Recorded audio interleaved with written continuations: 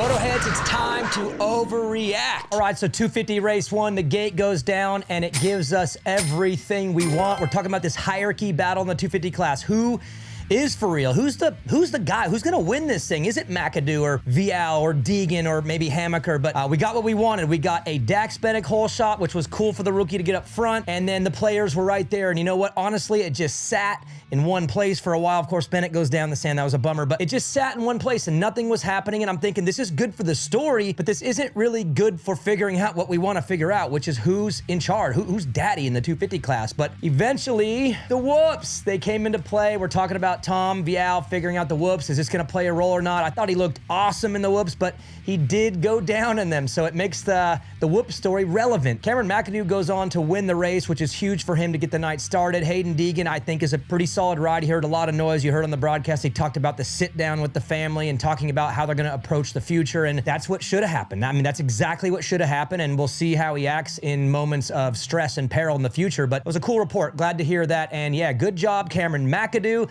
Tom Vial, you get 2 more to bounce back, but man, oh man, that wasn't good. That was a big test right there, and a bummer one for Tom Vial. But luckily for Triple Crown Racing, that was just the first.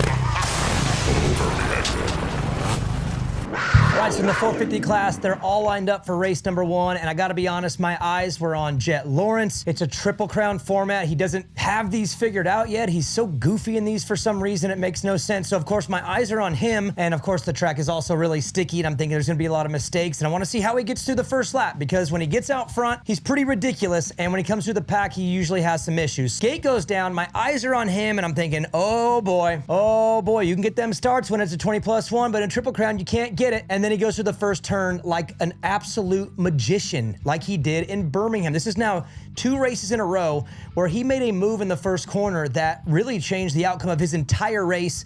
It was incredible vision and foresight to see where the opening and gaps are. That's so hard in the moment.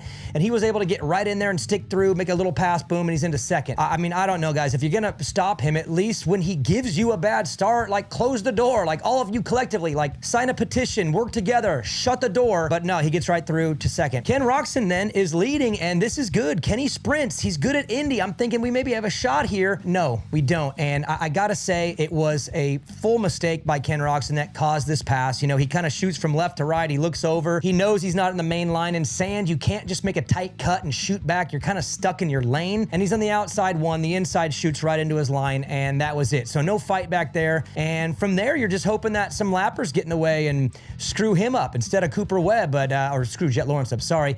Instead of Cooper Webb, but no, they took out Coop, and that was a fun battle. I mean, the battles were cool behind. Chase was ripping, Anderson's in there kind of getting passed around, but like in the battle, AP comes on late. So I love the battling and the action, but man, the only real action for Jet Lawrence was that start, that first corner, his execution, finding the gaps, shooting the gaps, getting into second, and then just going by Kenny as he made a mistake and let him by. Race 1 of a 3-race Triple Crown. Man, that one is not good for everybody when Jet Lawrence comes out and does that and sets the tone early.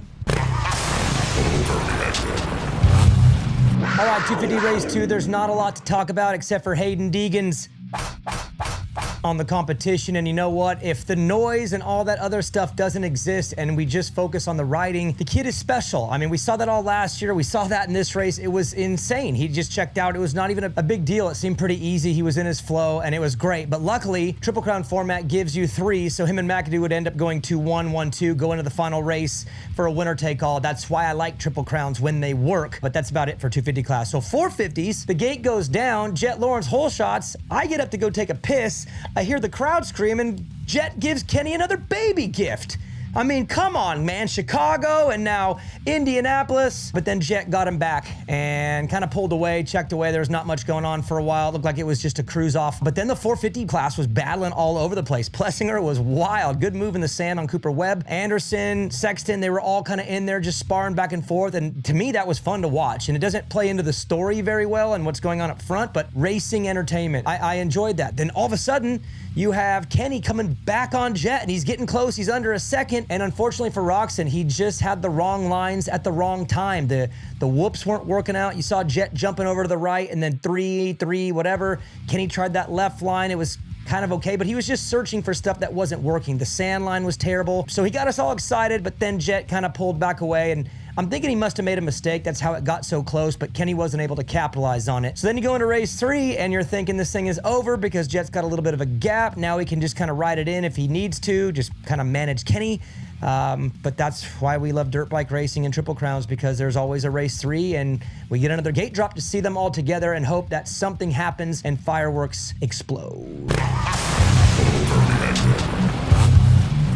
All right, so 250 race 3 is on the gate and I'm fired up. This is what I love about a Triple Crown, is when the last race does matter. You got Deegan, you got McAdoo. Vial's still kind of mathematically in this thing, needs a little bit of help, but this is the setup that I love. And the gate goes down. Not the best start for Deegan. I'm thinking he's gonna go up the inside, just kind of play it safe around. He might have to do a little work, but he'll have a shot. And no, he's over the bars, on the ground, backwards on the track, and no one even helped him this time. It was just him. And that's a bummer too, because I was pretty stoked with his podium interview after race 2. I feel like he did a little own right there, and I thought that was pretty good. I liked it, but unfortunately for him, he's on the ground. He does come back and charge for 3rd overall, not in the race, but 3rd overall, which is good. If I'm him, I'm stoked on the night, though. I think this is okay. You got to win, and you got through it. You got rid of the noise that was around last week because of idiots like this guy. Now to the front. Tom Vial does get out front, win the race, and to me proves that, yeah, he's one of these guys. I mean, he's one of them in this title fight. He's for real. Yes, he went down in the whoops earlier in the night, which is kind of the big question mark coming in. Can you do the whoops? But to be able to bounce back in that 3rd race and get the win and get 2nd overall, that's huge for him. So Tom Vial, good job. And Cameron McAdoo, good job, Cam. Just getting these seconds.